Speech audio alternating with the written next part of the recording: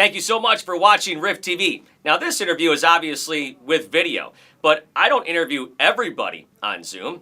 That's why I put it on my Talkin' Rock with Meltdown podcast. We talk to rock artists from all over the genre. So check out Talkin' Rock with Meltdown wherever you get your podcasts. And now to today's video interview.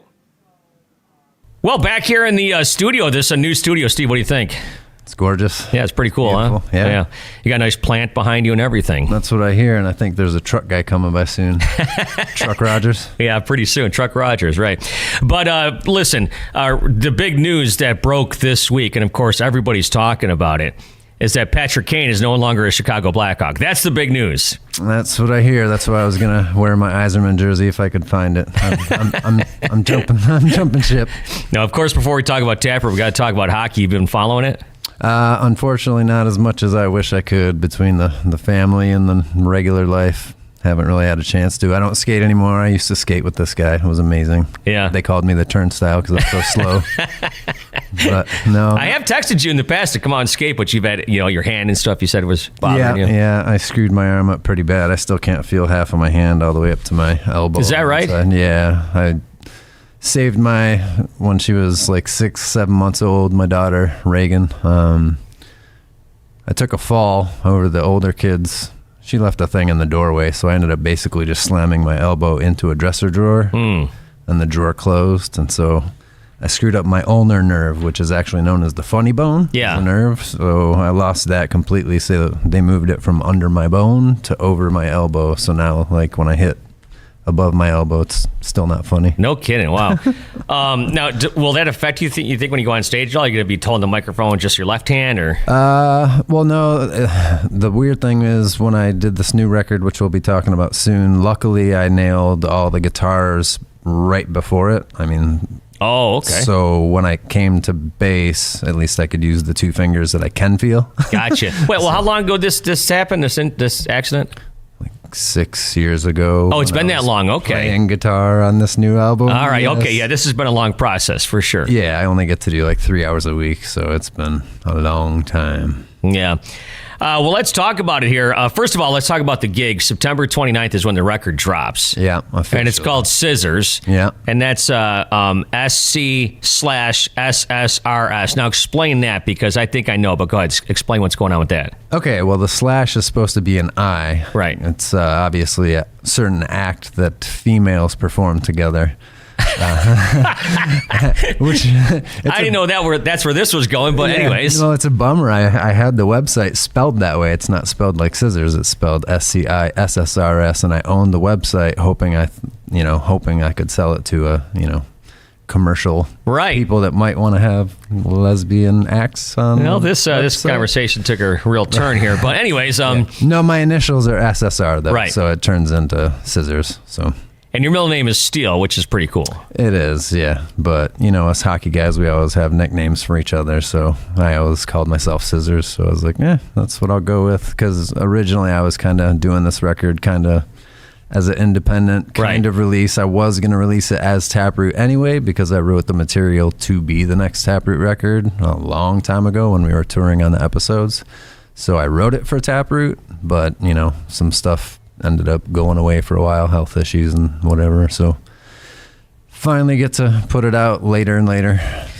So you wrote it for yourself, and then you decided to bring it to Taproot, or was it vice versa? Was it for Taproot first, then for yourself, then? I wrote it to be the next Taproot record before we took our hiatus, and then like after my mom passing, I kind of needed that outlet to kind of get it out, and obviously people were just like, what's going on? We heard you had some new stuff, so I'm like, all right, I'll get it out there, and then 7 years later, took me a while, but it's this is like your Chinese democracy, pretty much. Yes. It's finally coming to. We finally released the COVID restriction again. Yeah, there you go. Well, it's funny because anybody that follows you on social media will see the videos you post when you're at the studios late at night, and you're like, you'll put up some riffs or some of the Pro Tools stuff or whatever the case is. So you've been working on this for a long time. When was the first note laid down on this album? Recording this album, the first note was in 2016, but the first note written would have been in like 2012. Okay, so yeah, we're talking about 11 years or so. Yeah.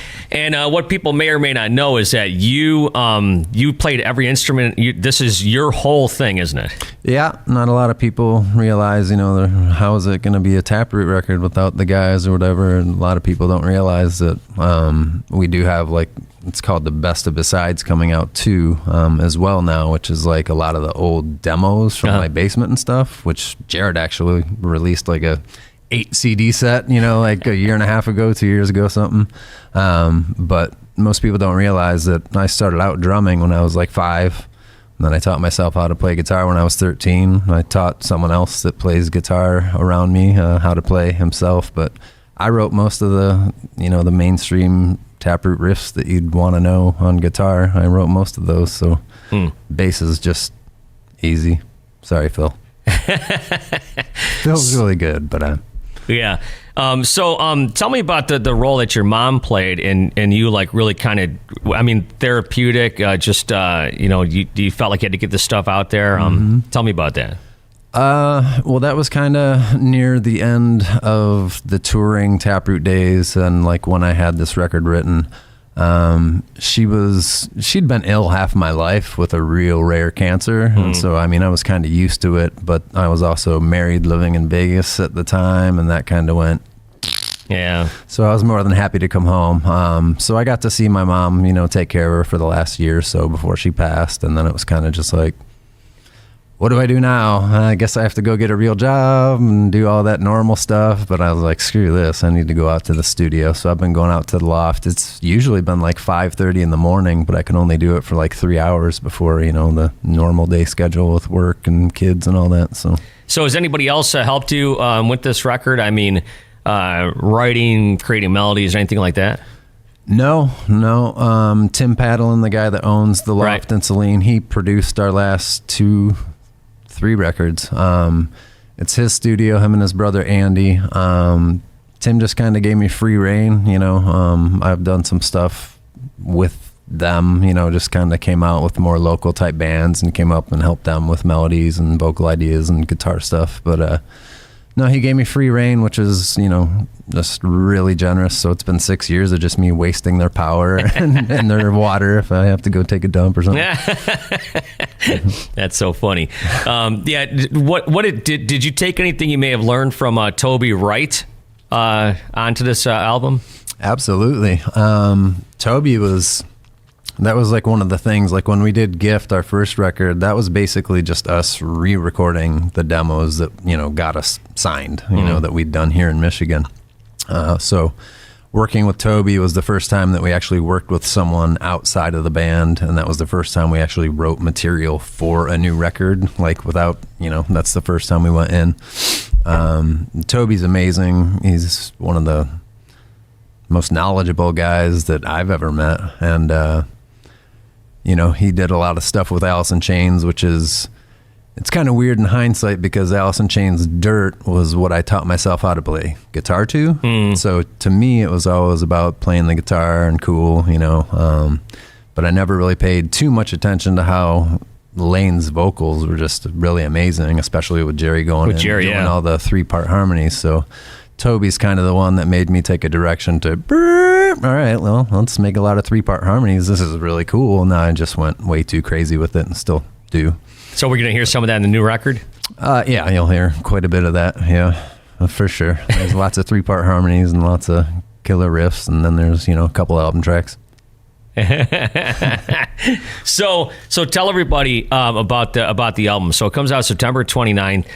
What kind of stuff are you singing about? What are some of the lyrics? Tell us some of the the feeling from some of the songs.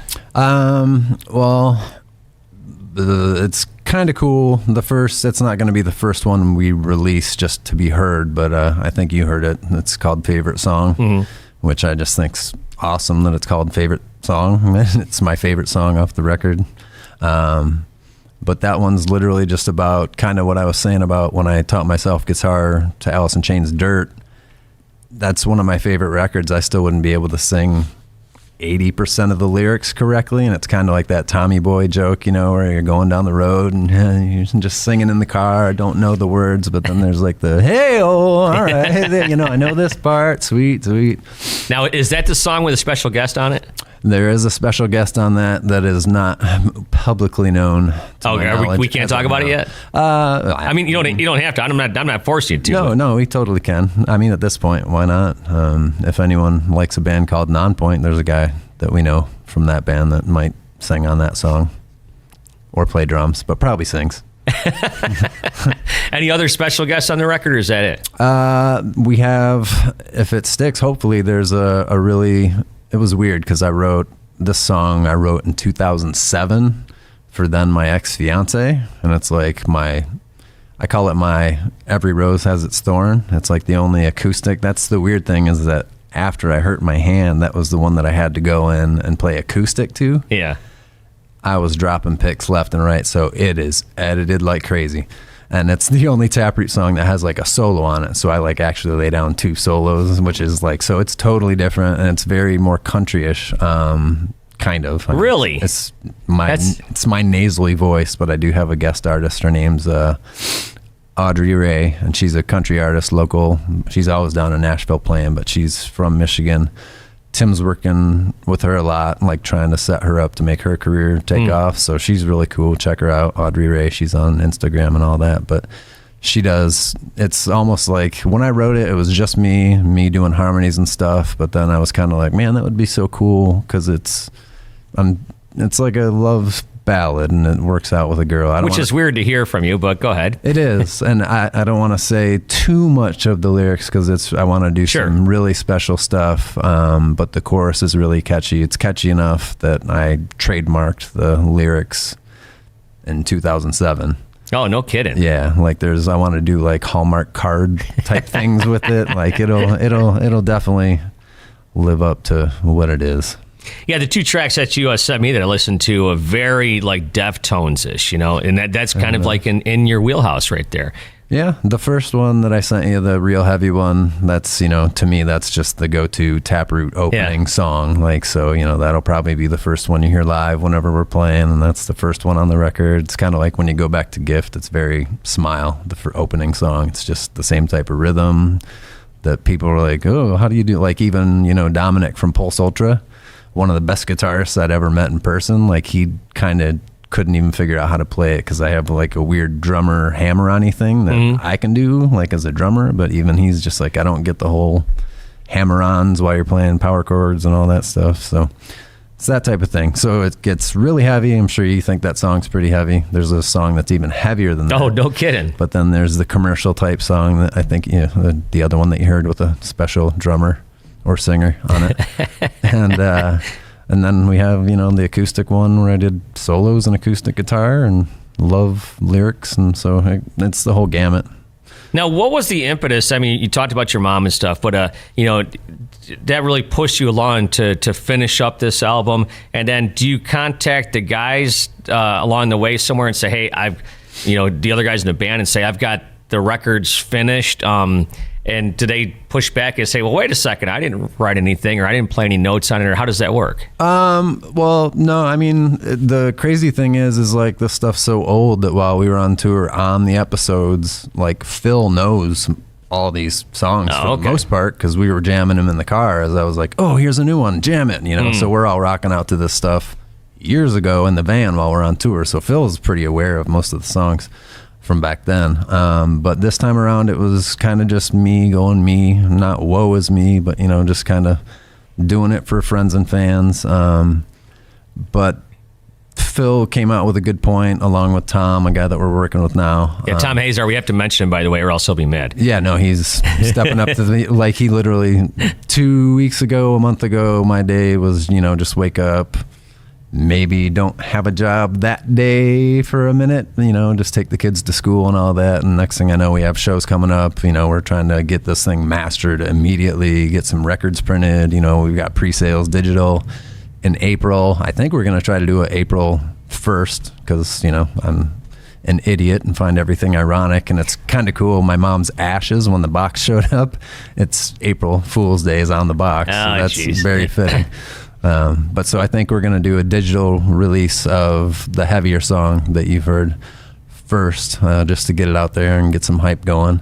But back to the question, sorry. Yeah, you're all right. Now, Phil and Tom, like on a conference call, were just like, we know this is all you, it's all you, but if you're going to release it as Taproot, which I planned on doing since I wrote it, but I still just planned on having it be a small release. But they were like, to the name Taproot, like it shouldn't just be a kind of like pull it out of your butt and throw it out to maybe a couple thousand people. Like it should be a record and, present it as a Taproot record. And I was like, I'm so sorry for thinking anything otherwise, and like so correct. And now next thing you know, 2 weeks later, shows announced, like we're playing a huge festival in Virginia, Blue Rock Ridge Fest, or Blue Ridge Rock Fest. Yeah, and that's going to be cool. That's what, the Pantera and all those guys. Limp Bizkit's going to be there. Maybe you can dust off a copy for Fred. I'm actually trying to reach out somehow because I want to see if I can go guest vocal and sing Stuck with them, because I'm pretty sure he's buried the hatchet, and I never had a hatchet with the guy. So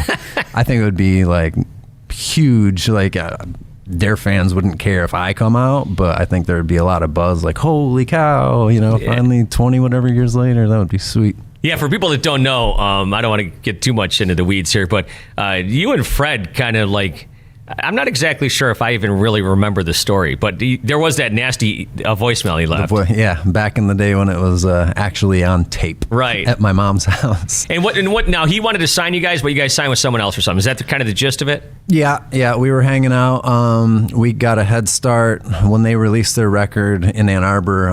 Back then, CDs were released to colleges to kind of get a review ahead of time, just to promote. And so we came across their first record at a record store, kid trying to get beer money or whatever. So we had a 2-week jump before it came out, and it had, if you have demos, send it here. So we had a jump on everybody. He liked what he heard and got in contact with us. We were buddies for well over a year. I went and stayed at his house in California for a while, but the only thing we didn't like when he came with a deal and we started talking like that legal stuff, the deal he offered was only a demo deal. So it's like, is it good enough to sign, or do we need work? And then that's when Velvet Hammer, Bino, and they got hold of us, and they were like, so they got us to open for System of a Down, see if we were the real deal. Our day-to-day Mark from Velvet Hammer was blown away and was like, yeah, we got to get them out. And so after playing one show with System of a Down in Grand Rapids, which was cool as hell, next thing you know, we're playing for like Rick Rubin, all the record companies, and we were the first Velvet Hammer release under Atlantic Records. So we were like, we popped their cherry with Atlantic Records and then ruined it too. Yeah, and then Fred wasn't happy about that. But have you talked to him? I mean, no, we played Rock on the Range a long time ago, maybe 2010, something like that. We kind of made eye contact, but it was nothing bad. He didn't run over and hit me or anything, or didn't invite me over to the bus or anything, but I'm pretty sure it's cool now. He was mad. He left a voicemail, threatening Bino of all things. And then now Bino's got like all his best friends. He's got Korn. He's got, Deftones. He's got, so Bino's got the whole, like, I think we're the only one from that era that just isn't still with them. Yeah, that was one of the first things I thought of when I saw that Limp Bizkit was playing out there. I'm like, okay, here we go. It sucks because it's a 4-day festival. I don't know, like none of us know what day we're on, what time we're on. I'm sure we'll be early in the day, so maybe we'll get to watch some cool bands, but I don't think we're gonna stay there all 4 days camping out in a camper or anything. Yeah, well, I remember when that was announced, you guys were the first band, and I texted you right away and I said, you got to come in and do an interview. What's going on? Yeah. And by that time, like you were saying, Tom had everything percolating, didn't he? That was, like Phil did that. Phil's been the business guy for a while. The random few shows that we've done over the last, couple of years or whatever, that's been, Phil's still the business guy. We still have random money just coming in that he disperses and helps out with because he's just the helper. He's the guy that's still in the band. Luckily, Jared's going to be playing some of these shows, so at least it'll be 3 of the 4. And it's going to be great to have him. We've jammed with him 1 or 2 times when we did the last couple Machine Shop shows. But it's always fun. That's so great because he kind of lives up in that area and stuff. Yep. And he can take his 17 kids he has up there to see the show. Jared's a great guy. He's just the nicest guy. And then Dave is going to be touring with you guys. Dave Coughlin from Sponge and whatnot. Going to be playing some shows. Yep, that's another thing. I see him at the Loft out in Saline where I record. Tim's in Sponge when he chooses to be. If it's a good show or LA or something local, he'll do it. But if it's like somewhere else, there's another bassist that goes. But Dave's the guy that he's drumming with them now too. So that's cool. And then you got a new member. Yeah, Taylor. He's doing his own thing right now, writing with Killers. That stuff sounds and looks amazing, but I think he's going to take time off from promoting his own thing he helped us. He was like a roadie for us, helped us out for quite some time, and he knows his stuff. So, is he a local guy from where you're from? From the Ann Arbor area? Not Ann Arbor. I can't remember. Somewhere closer to here. Yeah. He's a local guy, but not Ann Arbor. I actually ended up just texting him last night, crap face, like I told you when I sent you the songs. I did way too much, but just to make sure we start staying in contact, because it's going to be so nice, because he plays guitar and sings too. So I'll at least, the nights that Jared's not there, at least I'll have some high harmonies going with me, because I'm sick of doing trying to bounce up and down between 3-part harmonies. It's just me filling in to make it sound right. But did you ever think, it's been a long time since you guys have toured, but it seems like the hot thing nowadays is to have some backing tracks. Have you ever thought about doing that? Yeah, we have. We honestly, even the first record we kind of did, it was mostly drum machine and noise type of stuff. We were never too into it, as far as backup vocals or guitars or anything. It's usually just noise. I don't think we'll go too crazy on the new stuff with vocals and guitars, but it was crazy because Episodes, most people don't even know about that record, but that was so much fun to make for me, because I had to do so much editing of there's a lot of soundtrack behind the music. There's a narrator, which everyone hates, the Stephen Hawking voice, which I had to put on this record because everyone hates it. I love it. So up yours, deal with it. But it was telling a story. So that entire record was when we'd play that live, I felt so bad. I screwed Taproot fans over. We just, on that tour, it was the Episodes tour plus poem. So that was hit play. All right, we're going for 45 minutes or whatever, and we're not hitting stop. It's just so we have had backtrack stuff before.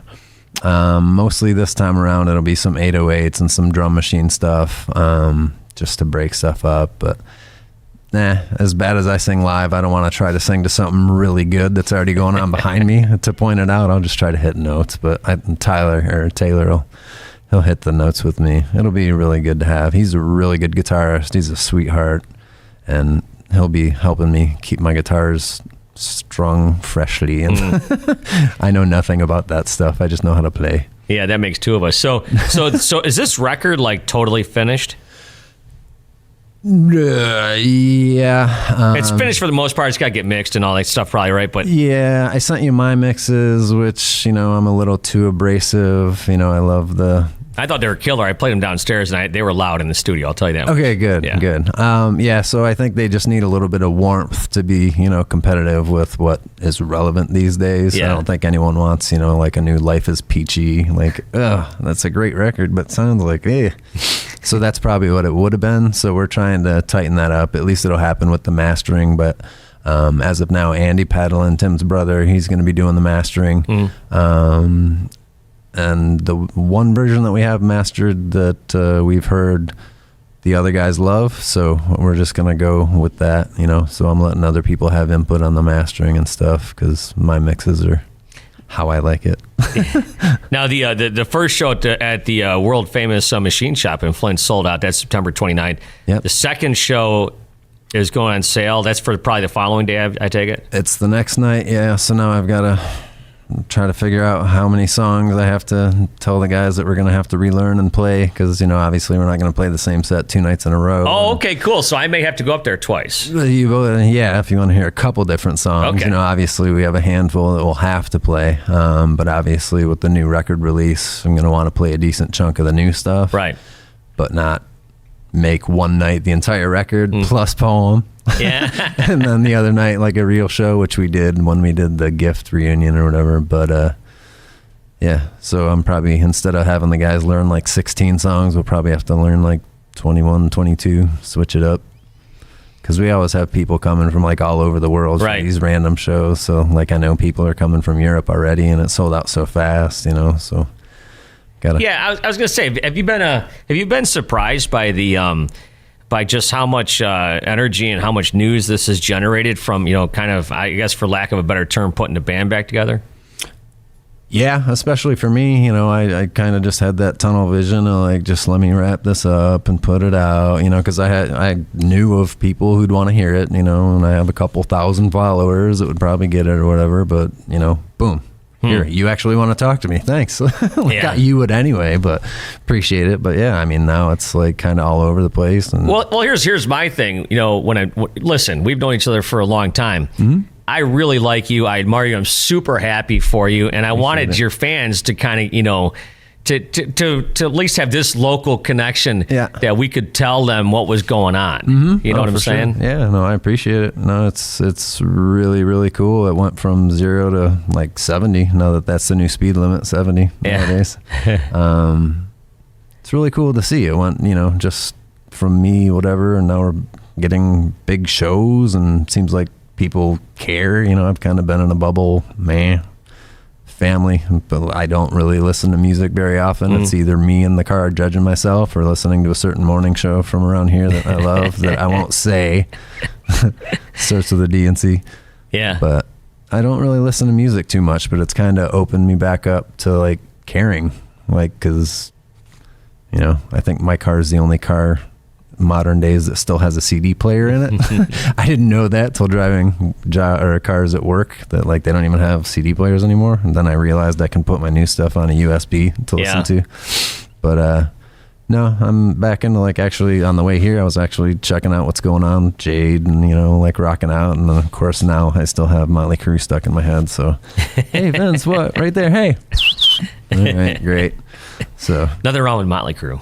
Yeah, thanks. Good John stuff. 5, I don't know if you know this or not, but John 5, who's now playing guitar, so as Mick has decided to kind of hang up touring. I didn't know that. Yeah. Okay. So John 5, do you know John 5? Not well. He's from here. Oh yeah. No, we've played shows with him, and I know obviously he's worked with Manson and Zombie, and talk about guitar players. Mm-hmm.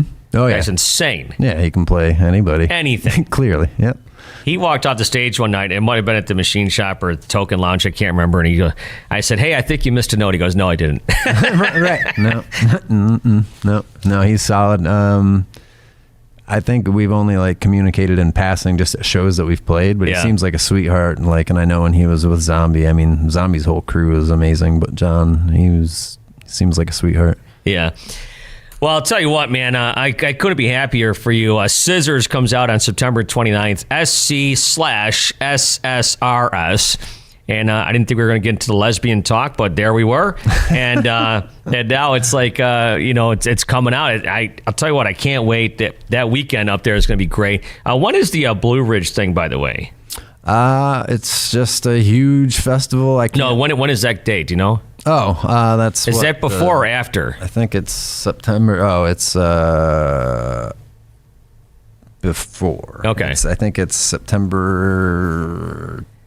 Okay. Well, anyways, the only gigs the only gigs we were allowed to talk about so far was that Blue Ridge and the other one. But you do have some others lined up that you're going to be announcing soon enough. Like I said, so much has popped. Like even my last 2 posts on Instagram that I've done, I haven't even had full time to even read. Like I know we have like 4 new websites, taprootmerch.com. Yeah. Talk about the merch real fast. Like out of nowhere, like all of a sudden, boom, we have skateboard decks. Yeah. Like I think through a company called Volatile. And then Phil ended up putting out shirts and merch clothes with Tom, and next thing you know, so we have a merch store at Taproot Merch. So I think you can get skateboards and hats and hoodies and everything like that. And then obviously the new record's coming out, and then all the shows. And so there's a whole bunch of stuff going on. I don't know all the dates. I know that the new release of one of the songs is supposed to be in April. And then around, the show, the 29th of September, we're probably going to try to get out that more commercial type song, see if it gets any traction anywhere. Who knows nowadays, but people should hopefully enjoy it, and that's why I did everything to begin with, was just to put it out there for people that cared still. But it sounds like more people than I thought still give a flying F. So. Well, that's like what I was getting at just a little while ago. It's like people, as soon as you announce this, you're like, it was like this avalanche of support, it seems like.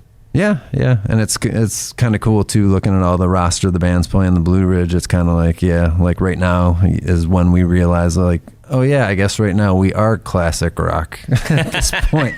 So, well, you're in your 26th year, correct?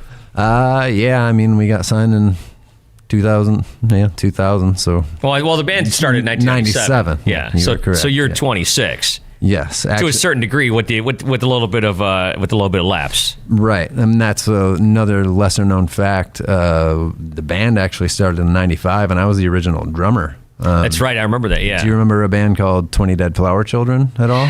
No. He was our original singer, and then our original bassist ended up going on to a pretty good sized band called Mad Hops. But so it was kind of just the four of us.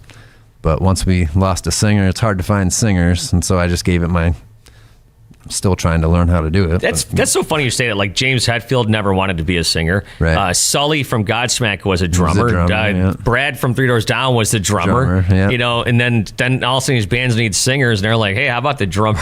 Yeah. Well, and that was the cool thing too, was my cousin Mark, rest in peace. Jeez, I lost everybody. He went to U of M he lived in a party house with Phil and Jared. So it was kind of like, all right, well, we lost our drummer and bassist. And then, we're like, hey, Phil, you play bass, right? And he's like, yeah, okay, cool. Let's go play a show in Jackson. At that time, we were thinking it would be cool just to have a drum machine with three guys going crazy and heavy. My dumb ass already was starting to wander around in the crowd, not paying any attention to the stage. I ended up going off stage and unplugging the drum machine to be funny, and then plugged it back in, not realizing it wouldn't even continue. We'd have to restart the song. So I'm like, all right, we need a drummer. And so we got back to the house after that show, and you're like, Jared, you play drums, right? So it was like through my cousin living in a house. We had, our bassist and drummer lived together with my cousin. So, well, I'm super happy that you guys are getting back together and doing this. I can't wait for the record. And like I said before, just wishing all you guys and yourself, especially since we've known each other for a long time, all the best, dude. It's really great that you're getting back out there, and I know that you've had your share of struggles, in your personal life and other things. So it's great to see you getting back out there and performing. Your kids will be able to see you perform. Yeah. Oh, we'll try to get them at one of these outdoor shows. Maybe. I don't think we're taking them into the shop. Right. My last time we played there, my wife was pregnant and almost lost her crap because she got touched in the belly by one of our really inebriated fans. And you don't want to mess with my wife. She used to do roller derby, so it was bad. But I appreciate it, man. Thank you so much. Yeah. Well, listen, man. Good luck to everything, and thank you for doing this. I really appreciate it. No doubt. Awkward. I told you, stop staring at the camera. Stop looking at the people.